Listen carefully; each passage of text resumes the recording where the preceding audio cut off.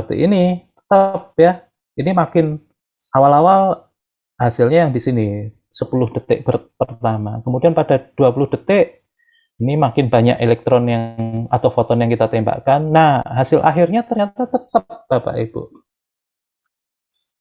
garis-garis gitu ya, seperti pola interferensi, padahal itu fotonnya itu atau elektronnya kita tembakkan satu-satu. Maka kita dugaan tadi, konsekuensi fisik yang kita bayangkan tadi bahwa oh mungkin saja itu mereka berkoordinasi, itu gugur. Karena pada saat kita tembakkan itu kan mereka sendiri-sendiri, itu ya, sendiri-sendiri. Satu foton atau elektron itu seakan-akan tahu ya dia jatuh di mana gitu ya.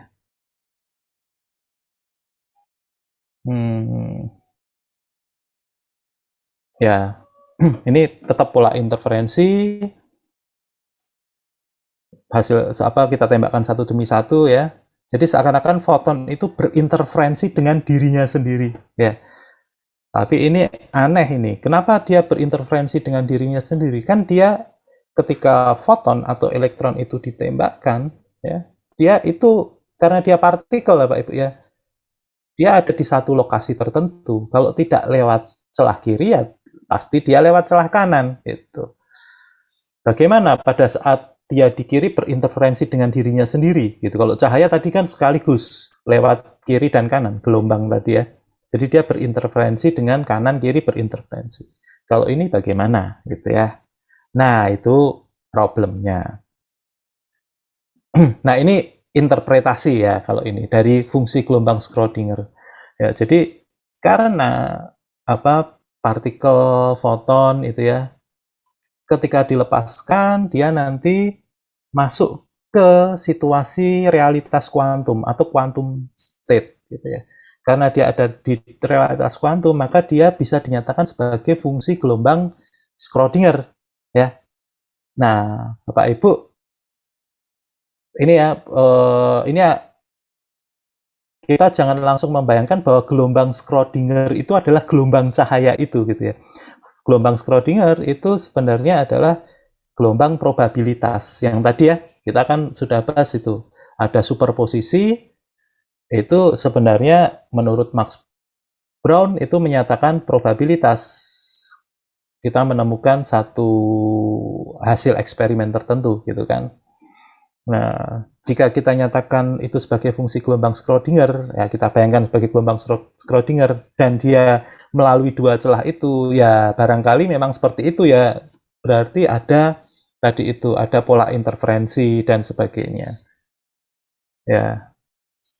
Jadi ada puncak, ada lembah karena ada interferensi yang konstruktif, ada destruktif seperti itu ya. Tapi ini kan bukan gelombang cahaya, ini gelombang probabilitas.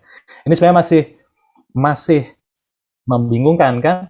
Apakah gelombang Schrödinger itu adalah realitas yang nyata, ada gitu. Atau dia hanya kalau istilah Pak Agus Germanto, dia hanya epistemologis gitu ya. Dia hanya model yang kita gunakan untuk menggambarkan real, sesuatu yang real. Modelnya gelombang Schrödinger, probabilitas gitu. Kalau kita membayangkan gelombang Schrödinger itu dia bisa melewati dua celah dan berinterferensi, tentu itu bukan sekedar model epistemologis ya.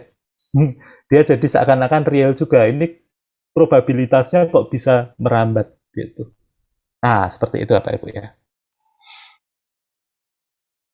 Nah, ini tambahan saja. Jadi tadi kan kita tembakkan satu-satu gitu ya. Celah ganda dengan menembakkan elektron atau foton satu demi satu. Ya, kita tunjukkan juga kalau celahnya itu kita ubah-ubah jaraknya, itu foton itu seakan-akan tetap tahu Bapak Ibu, dia harus jatuh di mana gitu. Padahal kan dia tidak berkoordinasi ya. Nah, jangan-jangan yang tadi penjelasan dengan gelombang Schrödinger benar. Nanti bisa kita diskusikan. Nah, ini yang tadi sempat disinggung Pak Armen. Jadi kita punya dua jenis eksperimen ini. Yang pertama adalah interference eksperimen, yaitu eksperimen yang dengan cara tertentu, dengan skema tertentu, ya eksperimen setup-nya itu nanti menghasilkan pola interferensi tadi. Ya, ada gerang gelap terang, gelap terang, gelap terang. Yang satunya kita sebut Wijwe eksperimen. Nanti kenapa Wijwe nanti kita jelaskan. Wijwe eksperimen itu maksudnya eksperimen ini itu kita memperlakukan atau mengasumsikan foton atau elektron itu sebagai partikel gitu ya. Karena partikel, maka which way kita tahu partikel itu dia lewat kiri atau kanan. Kalau nggak ada di kiri ya pasti di kanan. Kalau nggak ada di kanan pasti di kiri. Makanya disebut which way eksperimen. Ya. Nah, kita lihat ya. Dalam percobaan celah ganda sebelumnya kita tidak mengetahui celah mana yang dilintasi oleh partikel ya. Jadi karakteristik interference eksperimen itu kita nggak tahu itu. Si foton itu lewat mana. Kita nggak pernah tahu. Pokoknya tahu-tahu di layar dia mendarat. Berikutnya mendarat dan menghasilkan pola interferensi. Tapi dia lewat satu foton itu lewat kiri atau kanan, kita nggak pernah tahu. Ya, percobaan semacam ini akan menghasilkan pola interferensi. Sehingga disebut interference eksperimen. Dalam percobaan interferensi, seakan-akan partikel melintasi dua celah. Ini selalu dengan terpaksa kita pakai kata seakan-akan ya. Seakan-akan partikel melintasi dua celah dan berinterferensi dengan dirinya sendiri. Partikel berperilaku sebagaimana gelombang. Ya. Pengubahan jarak antar celah yang tadi itu juga mempengaruhi jarak antar gelap terang tadi. Nah, kalau Wijwe eksperimen seperti apa? Dalam percobaan menembakkan partikel satu demi satu, kita tahu bahwa hanya ada satu partikel ya yang ditembakkan. Ya kita tahu kan memang itu kita tembakkan satu demi satu. Nah, kita membayangkan kalau hanya ada satu partikel, ya pastilah dia kalau nggak lewat kiri, lewat kanan. Karena itu, kita pengen tahu dia lewat kiri atau lewat kanan sih, gitu ya. Kita pasang detektor di salah satu celah partikel, ya. Ini kalau di gambar yang kanan atas ini, ya Bapak Ibu, gambar kanan atas, ini detektornya seakan-akan melihat dua-duanya ya. Ini detektor mata ini ya, melihat dua-duanya. Itu ada alat yang kita bisa mendeteksi dia di kiri atau di kanan. Tapi pada umumnya detektor semacam ini biasanya di salah satu saja ya. Kita taruh di kiri atau ditaruh di kanan kan sudah cukup. Kalau dia nggak ada di kiri ya pasti dia ada di kanan. Kalau dia ditemukan di kiri pasti dia tidak ada di kanan karena dia partikel. Ya. Nah, dalam skenario ini kita dapat mengetahui celah mana yang dilintasi elektron. Maka elektron jelas menampakkan perilaku sebagai partikel. Karena kita selalu menemukan tuh, elektronnya itu ada di kiri atau di kanan. Kalau kita intip, ya, yaitu hanya melintasi salah satu celah, bukan keduanya. Apa yang kita dapatkan di layar, ternyata kalau kita ngintip, ya, wah, diintip, dia tahu tuh kita intip, gitu, nggak, entah dia tahu, entah apapun gitu ya. Jadi hasilnya interferensi itu hilang. Kita memperoleh pola distribusi merata tumbukan partikel di belakang masing-masing celah ya, seperti yang pasir tadi ya.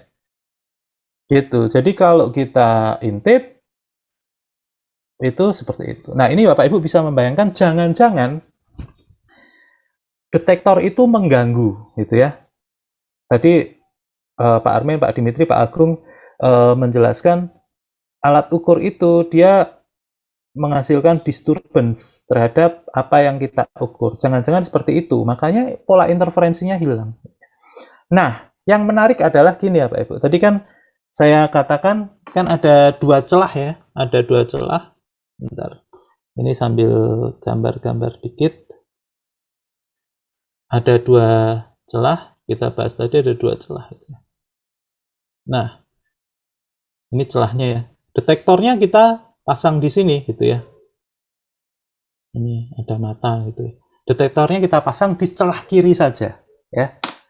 Berarti kalau misalkan dia menghasilkan disturbance, tentu dia akan mengganggu hanya elektron atau foton yang lewat kiri saja ya. Nah, dalam percobaan Wijwe eksperimen mestinya elektron yang nggak terdeteksi di kiri dan dia lewat kanan, dia tidak terganggu. Harusnya, ya Bapak Ibu ya. Ya, itu konsekuensi dari konseptual kita tentang pengukuran, tentang fisik, tentang ini keterpisahan antara celah kiri dan kanan, itu tadi yang dijelaskan Pak Armin.